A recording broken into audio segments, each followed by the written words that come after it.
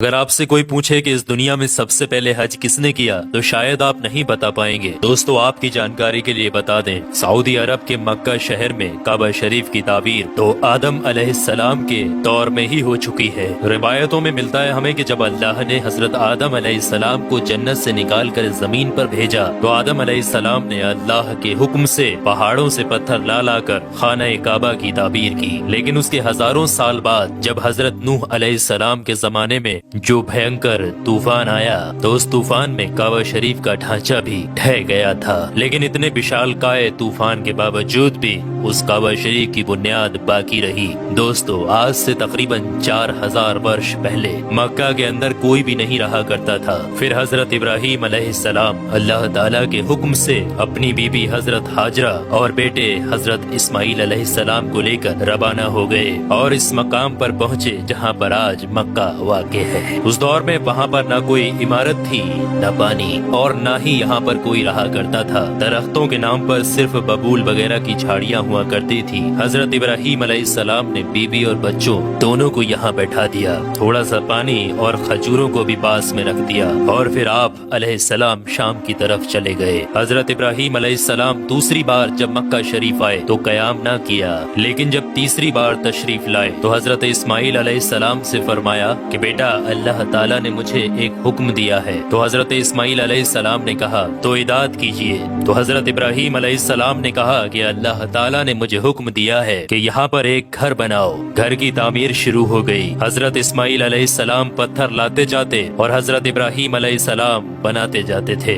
जब तामीर जरा बुलंद हो गई तो हजरत इस्माइल अलैहिस्सलाम एक पत्थर को उठा कर लाए जो कि हजरत इब्राहीम अलैहिस्सलाम उस पर खड़े होकर ताबीर कर रहे थे। यही मकाम इब्राहीम भी है। ये बाप बेटे दीवार को उठाते जाते थे और दुआ करते जाते थे, ऐ परवरदिगार, हमसे कबूल फरमा, तू सुनने और जानने वाला है। उन्होंने घर की तामीर न मिट्टी से की और न चूने से, बस पत्थर के ऊपर पत्थर रखते चले गए और न ही छत बनाई और न कोई उसका दरवाजा। और फिर बाद में अलग अलग जमाने में फिर बैतुल्लाह की तामीर हुई, कुरैश ने भी तामीर की और उनके बाद भी हुई। कहते हैं कि उस वक्त इस्माइल अलैहिस्सलाम की उम्र 20 वर्ष थी। हजरत इब्राहीम अलैहिस्सलाम ने बैतुल्लाह के पहलू में बकरियों का एक बाड़ा भी बना दिया था और इसके ऊपर पहलू की छत डाल दी थी। पहले बैतुल्लाह की जगह पर एक सुर्ख रंग का टीला था। अक्सर सैलाब इसे इधर उधर से काटता रहता था। जब हजरत इब्राहीम अलैहिस्सलाम तामीर काबा से फारिग हुए तो हजरत इस्माइल अलैहिस्सलाम से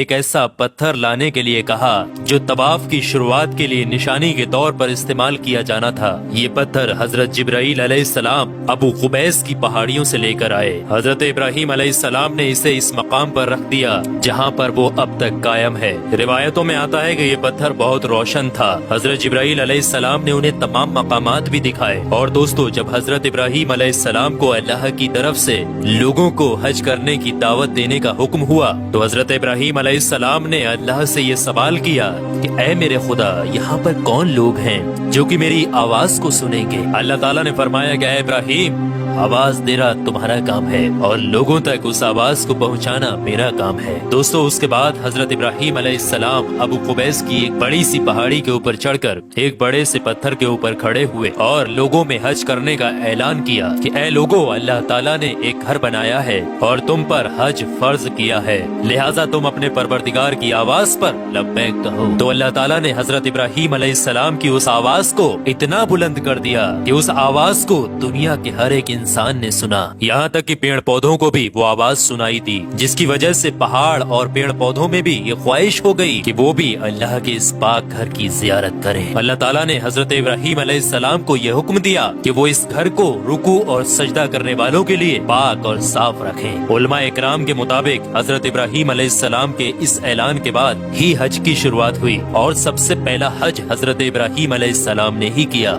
रिवायात के मुताबिक रसूलुल्लाह सल्लल्लाहु तआला अलैहि वसल्लम ने फरमाया कि अल्लाह के इस घर पर अल्लाह की रात दिन 120 रहमतें नाजिल होती हैं। 60 रहमतें तवाफ करने वालों के लिए, 40 नमाजियों के लिए और 20 अल्लाह के घर को देखने वालों के लिए। हजरत हसन बिन अदिया फरमाते हैं कि हमने रसूलुल्लाह सल्लल्लाहु तआला अलैहि वसल्लम के इस कौल पर गौर किया। मालूम हुआ कि ये सब रहमतें दर हकीकत तवाफ करने वाले के लिए हैं कि वो तवाफ करता है, नमाज भी पढ़ता है اور کعبہ کی طرف دیکھتا بھی ہے۔ کسی نے کیا خوب کہا ہے، خانہ کعبہ میں طرح طرح کی فضیلتیں ہیں، گھر والا ہی انہیں جانتا ہے۔ جو کوئی بھی یہاں پر اپنی خطاؤں سے ڈر کر آیا، اللہ اس کی حفاظت کرتا ہے۔ طاہر الکربی لکھتے ہیں کہ خانہ کعبہ 11 مرتبہ تعبیر ہوا ہے۔ حضرت آدم علیہ السلام نے بنایا، حضرت شیش علیہ السلام نے تعبیر کیا، حضرت ابراہیم علیہ السلام نے تعبیر کیا، امالکہ نے بنایا، جرہم نے تعمیر کیا، کسی نے تعمیر کیا، قریش نے بنایا، عبداللہ بن زبیر رضی اللہ تعالی عنہ نے تعبیر کیا، حجاج بن یوسف نے بنایا، سلطان مراد نے تعبیر کیا جو کہ آل عثمان میں سے تھا۔